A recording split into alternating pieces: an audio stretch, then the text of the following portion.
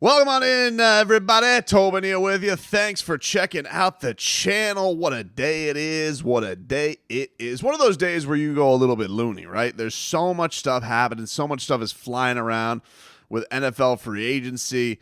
You know, the Miami Dolphin fan had to deal with the first 4 hours, 5 hours today. Really just probably banging your head against the wall with player leaving after player leaving. Christian Wilkins goes to the Raiders. He gets the absolute bag. Good for him. Bet on himself. Feel horrendous about it. But, I mean, like, look, I had resigned myself to the fact they were going to lose him right after the franchise tag stuff came out. I'm like, well, that seems like it's over then. I mean, how many times are you going to have a bite of the apple? People were like, oh, well, you know, he'll probably give him that one last chance. It's like, I think he's given them the exclusive window here, and nothing seems like it's getting solved. Plus, I never like when the GMs are like, hey, you know, he's earned the right to be a free agent. Always makes the antenna go up. But it's a devastating blow for Miami. You know, you're talking about one of your top players. Is it insurmountable? I don't think it's insurmountable. I mean, I don't think really outside of your starting quarterback and maybe on this team, Tyreek Hill, I don't think anything is insurmountable for them to come back from. But it was a depressing few hours in a weird way because you're seeing your guys get picked off one by one by one. But it's an odd feeling because you're like, man, I get it. You're not going to pay $20 million a year or $60 million a year to Rob Hunt. Are you going to pay $20 million to Van Ginkel? Because let me tell you something, as somebody who has seen, you know, the Miami Heat do this with their guys, it's like, you feel a lot differently, you know, when you're getting somebody on the minimum than you do when they get a $90 million contract, and that judgment gets weighed a whole lot differently. Football's no different. So Andrew Van Ginkel giving you everything that he's got on whatever deal, you know, peanuts, and then all of a sudden you got to pay him. Not that he made like this hefty contract, but you get my point. It's one of these things where, like, he's a steal. You kind of have to find faith that the Dolphins will find another steal for somebody like Andrew Van Ginkel, who was awesome. He was a fan favorite, but I don't think that's a crushing blow. Rob Hunt, you know, obviously it hurts, but, like, man, that's a crazy price for Rob Hunt. You got to feel like you can kind of replace that somewhere. You got to have some faith that they're going to be able to do that.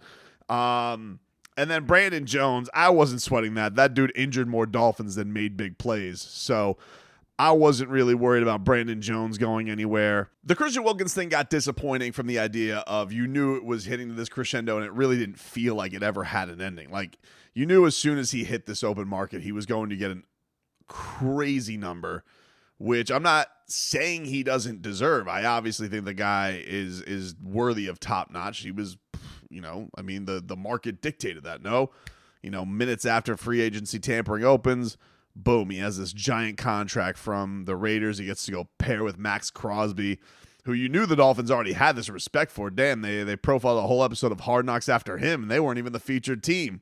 So the fact that he gets to go out there and have his new Zach Sealer, that breaks my heart a little bit. These guys, I thought, were the heart and soul of the Dolphins defense. Though, to be fair, it is a new Dolphins defense now. It is going to be a Dolphins defense that is run by Anthony Weaver, the bob and weave defense. And so you kind of have to have faith that they can figure things out. So that's where I look at things like Van Ginkel going or Brandon Jones going, Xavier Howard or Jerome Baker. And I'm like, all of those guys, I think they can figure it out.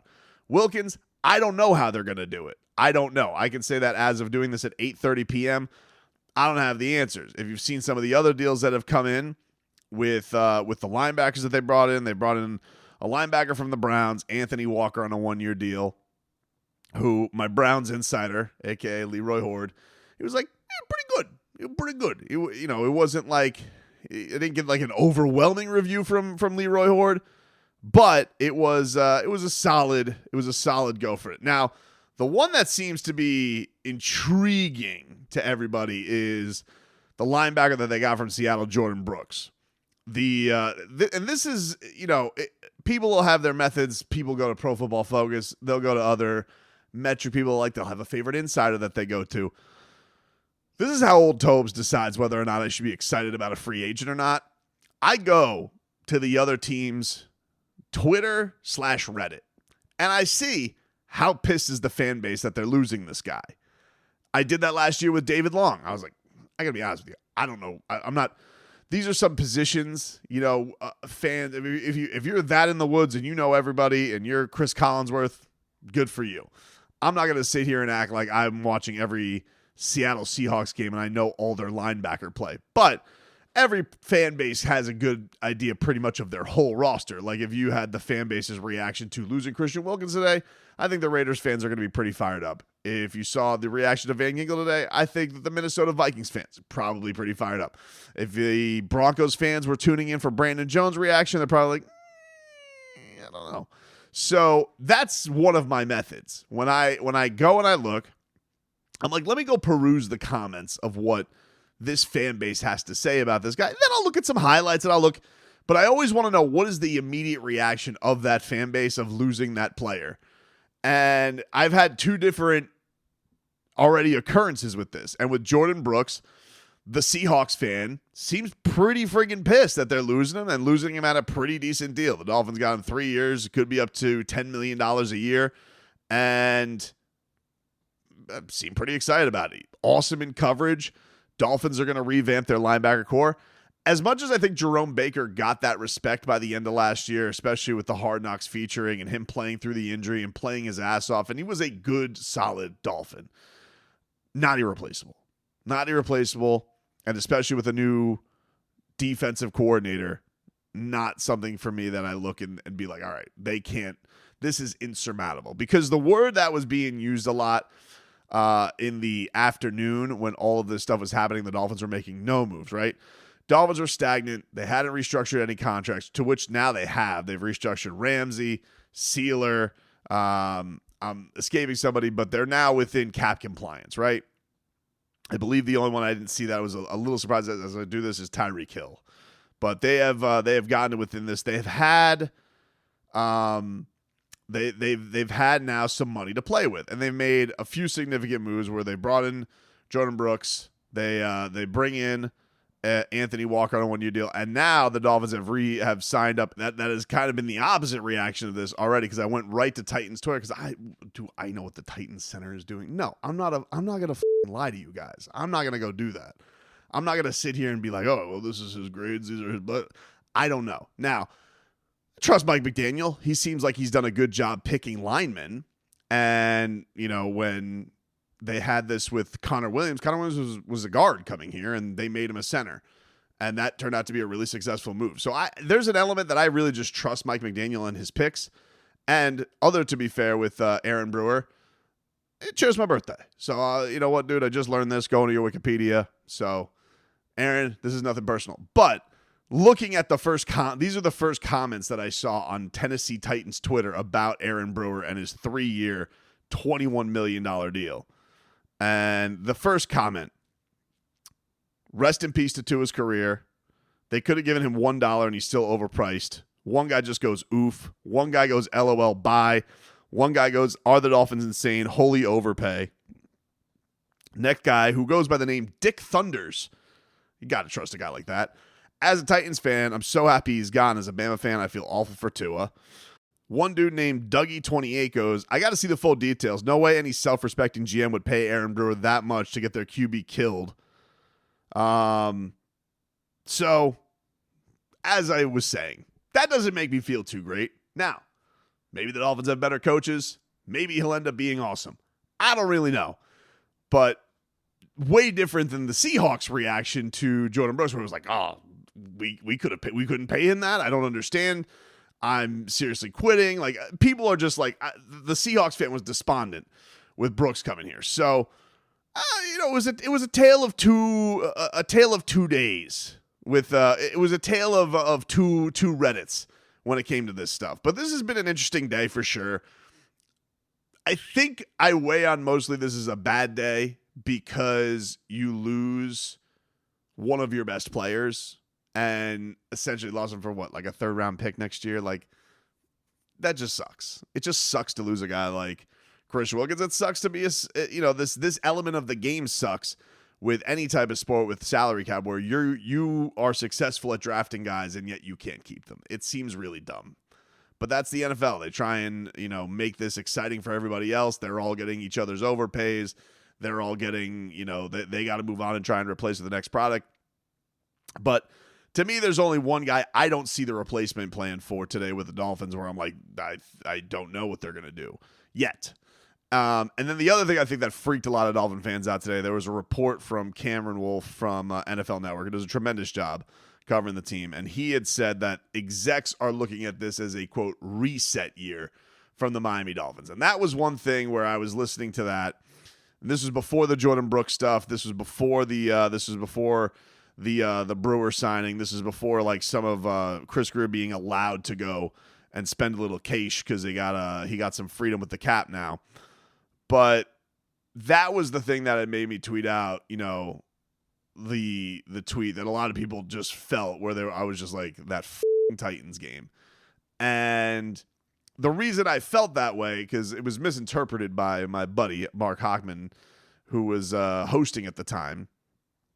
And my only point of that was, if this is a reset, I looked at that as the moment this season when you take all the data of it, right? The Dolphins, yes, there are flaws. They could not beat actual contending teams this year outside of the Cowboys, but they were so good most of the year taking care of their business.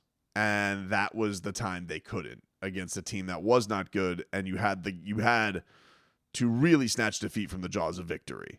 And if this truly is a reset, if the Dolphins aren't going to be as good, and they're right now not as good on paper right now, but give it, let's see some things shake out. Maybe they get a real steal in the draft. Let's see it shake out. Like, I don't like to do these things purely of just being pissed off at Chris Greer. I remember us doing that the year before they got Tyreek Hill, where everybody was like, what is this? What are they doing?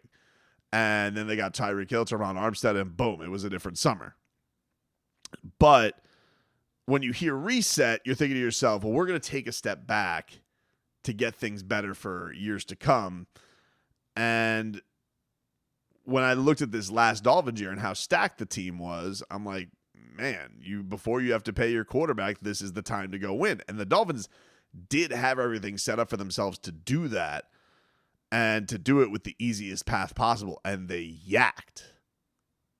And yeah, I could understand why the front office is kind of looking at it and be like, I don't know if we could just purely go up and forward. There's going to have to be some things that change and maybe have to do on the cheap skis. One, because they have to pay Tua. And two, they need to reevaluate, are we actually good enough to go and do some real winning here and win the first playoff game that they have in 24 years?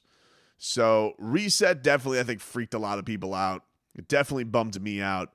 Now you're starting to get to see the moves that they made. There has not been the home run move yet. There's a lot of Tua extension talk on the day today.